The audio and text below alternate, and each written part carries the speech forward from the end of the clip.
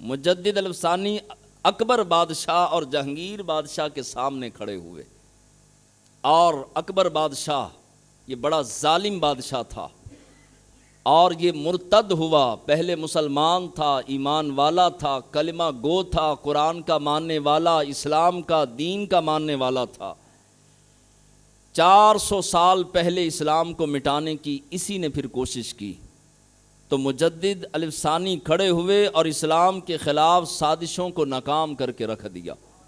اس دور میں جب اسلام مٹانے کے لیے دین اکبریہ اور دین الہیہ کے نام سے ایک نیا دین ایجاد کیا، اکبر بادشاہ یاد رکھیے شروع سے یہ مرتد نہیں تھا۔ اکبر بادشاہ یہ تہجد گزار تھا، نمازی تھا، پرہیزگار تھا، فجر کی اذان خود پڑھتا تھا، تہجد پڑھتا تھا، اور جس مسجد کے اندر یہ نماز پڑھتا تھا، نماز پڑھنے کے بعد جب باہر آتا تو مسجد کے امام صاحب جوتیوں والی جگہ پر آتے جوتیاں پہننے کے لیے، تو بادشاہ وقت ہو کر ہند کا بادشاہ ہونے کے باوجود یہ جوتیاں امام صاحب کی پکڑتا اور امام صاحب کے قدموں میں پہناتا۔